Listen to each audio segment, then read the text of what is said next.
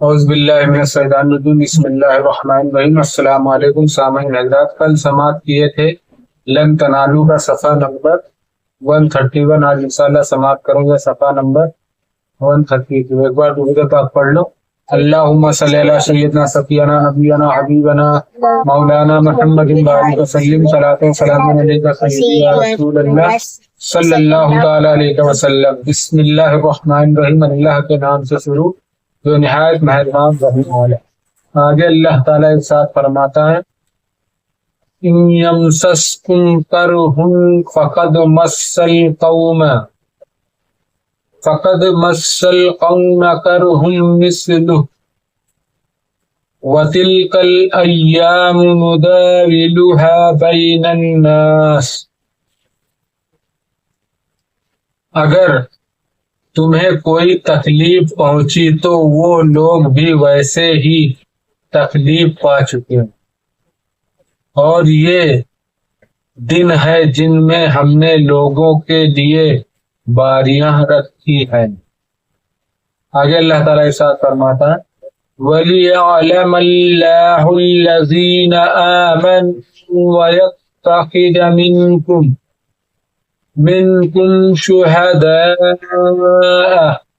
والله لا يحب الظالمين۔ اور اس لیے کہ اللہ پہچان کرا دے ایمان والوں کی،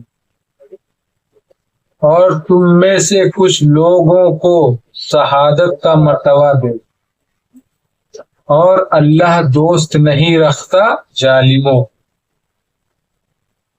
آگے اللہ تعالیٰ ارشاد فرماتا ہے، وَلِيُمَحِّصَ اللَّهُ الَّذِينَ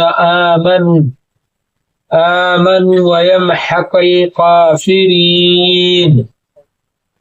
اور اس لیے کہ اللہ مسلمانوں کا نکھار کر دے اور کافروں کو مٹا دے۔ آگے اللہ تعالیٰ ارشاد فرماتا ہے، ام حسبتم ان تدخلوا الجنة ولما يعلم الله الذين جاهدوا منكم ويعلم الصابرين۔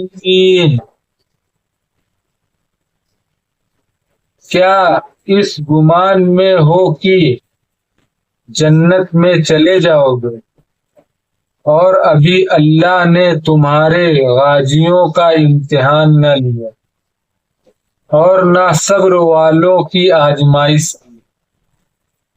ایسے ہی نہیں جنت مل جائے گی، امتحان دینا پڑے گا، آزمائشیں آئیں گی، اس پہ تمہیں صبر کرنا پڑے گا۔ آگے اللہ تعالیٰ ارشاد فرماتا ہے، وَلَقَدْ كُنْتُمْ تَمَنَّوْنَ الْمَوْتَ مِنْ قَبْلِ أَنْ تَلْقَوْهُ فَقَدْ رَأَيْتُمُوهُ وَأَنْتُمْ تَنْظُرُونَ۔ اور تم تو موت کی تمنا کیا کرتے تھے اس کے ملنے سے پہلے، تو اب وہ تمہیں نظر آئی آنکھوں کے سامنے۔ آگے اللہ تعالیٰ ارشاد فرماتا، وَمَا مُحَمَّدٌ إِلَّا رَسُولٌ قَدْ خَلَتْ مِن قَبْلِهِ الرُّسُلُ أَفَإِن مَّاتَ أَوْ قُتِلَ انقَلَبْتُمْ عَلَىٰ أَعْقَابِكُمْ۔ اور محمد تو ایک رسول ہے، ان سے پہلے اور رسول ہو چکے، تو کیا اگر وہ انتقال فرمائیں یا شہید ہوں تو تم الٹے پاؤں پھر جاؤ گے؟ اللہ تعالیٰ ارشاد فرما رہا ہے کہ اگر آپ صلی اللہ علیہ وسلم انتقال فرما جائے یا شہید کر دیے جائیں تو کیا تم واپس دین سے پھر جاؤ؟ ایسا نہیں ہے۔ شان نزول، جنگ احد میں، جنگ بدر میں باوجود اس کے انہوں نے پست ہمتی نہ کی اور تم سے مقابلہ کرنے میں سستی سے کام نہ لیا، تو تمہیں بھی سستی و کم ہمتی نہ چاہتی. کافر تھوڑی سستی میں رہتے، وہ تو ہمیشہ مسلمان کا کھلے دشمن، وہ بھی ہمیشہ مسلمان سے ہی لڑنے کے لیے رہتے. کبھی کسی کی باری ہے، کبھی کسی کی لڑائی جنگ ہوتی ہے، تو کبھی کسی کی جیت ہوتی ہے، کبھی کسی کی ہار ہوتی ہے. صبر و اخلاص کے ساتھ ان کو مشقت و ناکامی جگہ سے نہیں ہٹا سکتے، اور ان کے پائے ثبات میں لغزش نہیں آ سکتی، اور انہیں گناہوں سے پاک کر دے. یعنی کافروں سے جو مسلمانوں کو تکلیفیں پہنچتی ہیں، وہ تو مسلمانوں کے لیے شہادت و تطہیر ہے. اگر جنگ کرتے وقت شہید ہو گیا، مار دیے، ختم ہو گیا، تو وہ شہید ہو گیا، اور شہید کبھی مردہ نہیں ہوتا. اور مسلمان جو کفار کو قتل کرے تو یہ کفار کی بربادی اور ان کا استحصال ہے. ان کو مار دیا تو وہ تو ختم ہو گیا، ان کا کوئی وہ نہیں، کیونکہ وہ تو ایمان ہے ہی نہیں ان کے اندر، تو ان کی بربادی ہی ہے. کہ اللہ کی رضا کے لیے کیسے زخم کھاتے اور تکلیف اٹھاتے ہیں، اس میں ان پر عتاب ہے، اس پر ان پر عتاب ہے. اور جو روز احد کفار کے مقابلے سے بھاگے. شان نزول: جب شہدائے بدر کے درجے اور مرتبے اور ان پر اللہ تعالی کے انعام و احسان بیان فرمائے گئے، تو جو مسلمان وہاں حاضر نہ تھے انہیں حسرت ہوئی. جب اللہ تعالیٰ نے جو جنگ بدر میں جو مسلمان جنگ کیے تھے ان کفاروں سے، اس کے انعام و احسان جب بیان فرمائے گئے، تو اور جو مسلمان وہاں نہ تھے تو ان کو بڑی حسرت ہوئی کہ کاش کی میں بھی وہاں ہوتا. اور انہوں نے آرزو کی کہ کاش کسی جہاد میں انہیں حاضری میسر آئے اور شہادت کے درجات ملیں. وہ لوگ بھی سوچے کہ کبھی جنگ ہوئی تو انشاءاللہ ہم بھی وہاں جنگ لڑنے کی میسر ہوں گے اور شہادت کے درجے ملے. انہی لوگوں نے حضور سید عالم صلی اللہ علیہ وسلم سے احد پر جانے کے لیے اصرار کیا.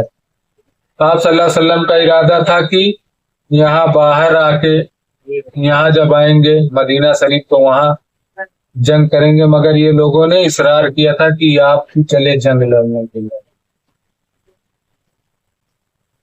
ان کے حق میں یہ آیت نازل ہوئی: اور رسولوں کی بعثت کا مقصود رسالت کی تبلیغ اور حفاظت کا لازم کر دینا ہے. جتنے نبی رسول انبیاء آتے ہیں، ان کو یہ صرف تبلیغ کرتے ہیں، لوگوں کو اسلام بتاتے ہیں بس، اور پھر ان کا جب کام پورا ہوتا ہے، ٹائم پورا ہوتا ہے، اللہ کے پاس واپس وعدہ فرماتے لازم کر دینا، نہ کہ اپنی قوم کے درمیان ہمیشہ موجود رہنا ہے. ہمیشہ تو وہ موجود نہیں رہیں گے نا، موت تو برحق ہے، موت ہر کسی کو آتی ہے. اور ان کے متبعین ان کے بعد ان کے دین پر باقی رہیں. اب ایسا نہیں کہ آپ صلی اللہ علیہ وسلم دنیا سے تشریف لے جائیں تو ان کے بعد پھر جاؤ، پھر کفر پہ ہو جاؤ، اس کے بارے میں. شان نزول: جنگ احد میں جب کافروں نے پکارا کہ محمد مصطفیٰ صلی اللہ تعالی علیہ وسلم شہید ہو گئے، اور شیطان نے یہ جھوٹی افواہ مسحور کی شیطان تو ہمیشہ ہی چکر میں رہتا ہے کہ بس مسلمانوں کو ان کے راستے سے ہٹا دیا جائے، وہ ہمیشہ ہی ان کے چکر میں ایک دم کھلا ہوا دشمن ہے۔ اور یہ افواہ پھیلا دیا اس نے، شیطان نے، کہ وہ معاذ اللہ شہید ہو گئے۔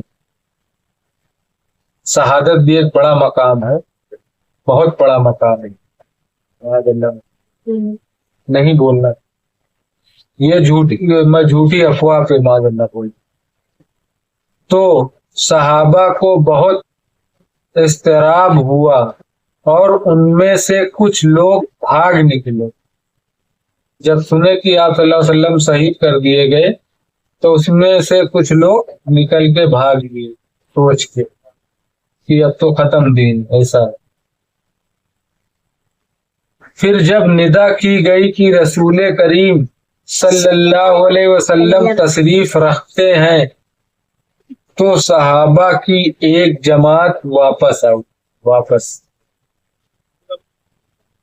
حضور نے انہیں حزمیت پر ملامت کی، مطلب جو بھاگ گئے تھے اس پہ انہوں نے، آپ صلی اللہ علیہ وسلم نے ان کو باتیں بتائی، سنائی، ملامت۔ انہوں نے عرض کیا ہمارے ماں اور باپ آپ پر فدا ہوں، آپ کی شہادت کی خبر سن کر ہمارے دل ٹوٹ گئے۔ انہوں نے جب شہادت کی خبر سنی تو ان کے دل ٹوٹ گئے اور ہم سے ٹھہرا نہ گیا۔ اس پر یہ آیت کریمہ نازل ہوئی اور فرمایا گیا کہ انبیاء کے بعد بھی امتوں پر ان کے دین کا اتباع لازم رہتا ہے۔ ایسا نہیں کہ جب تک قوم میں نبی ہے تب تک ہی دین کا اتباع لازم ہے، اور وہ تشریف لے گئے یہاں سے پردہ فرما گئے تو پھر بھول جاؤ، ایسا نہیں ہے۔ اتباع ان پہ لازم ہے دین کے بعد بھی۔ جیسے آپ صلی اللہ علیہ وسلم آج سے 1500 سال پہلے تشریف لائے، ہم لوگ دین پہ چل رہے ہیں نا، آپ صلی اللہ علیہ وسلم کی سب باتیں بتا رہے ہوں، تو یہ آپ صلی اللہ علیہ وسلم کے نہ رہنے پر بھی اس کا اتباع لازم ہے۔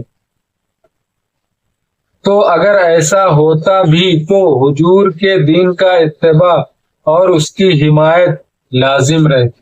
اگر ایسا ہو بھی جاتا، آپ صلی اللہ علیہ وسلم کو شہید کر دیتے، تو بھی ہمیں دین اسلام پہ ہی رہنا ہے۔ اور اب تو کوئی انبیاء آئے گا نہیں کیونکہ ہمارے نبی آخری نبی تھے، اب اولیاء بزرگان دین یہی سب آئیں گے۔ صدق اللہ العظیم۔ باقی انشاءاللہ کل سماعت کریں گے صفحہ نمبر 130۔ بسم اللہ الرحمن الرحیم۔ صلی اللہ علیہ نبی وآلہ صلی اللہ علیہ وسلم۔ صلاۃ و سلام علیک سیدی یا رسول اللہ صلی اللہ تعالی علیہ وسلم۔ یا اللہ یا رحمان یا رحیم یا مالک القدوس، یا اللہ ہم نے جو قرآن پاک کی تلاوت کی اس کا پڑھنا سننا قبول عطا فرما۔ یا اللہ اس کے پڑھنے میں کسی قسم کی غلطی، گستاخی، بے ادبی اپنے رحم و کرم سے معاف عطا فرما، اور ہم سب کو صحیح پڑھنے کی توفیق عطا فرما۔ یا اللہ ہم سب تیری بارگاہ میں توبہ کرتے ہیں۔ استغفر اللہ ربی من کل ذنب واتوب الیہ، استغفر اللہ ربی من کل ذنب واتوب الیہ، استغفر اللہ ربی من کل ذنب واتوب الیہ۔ سبحانک ذی العزۃ عما یصفون وسلام علی المرسلین والحمد للہ رب العالمین۔ لا الہ الا اللہ محمد رسول اللہ صلی اللہ تعالی علیہ وسلم۔ السلام علیکم رحمۃ اللہ تعالی وبرکاتہ۔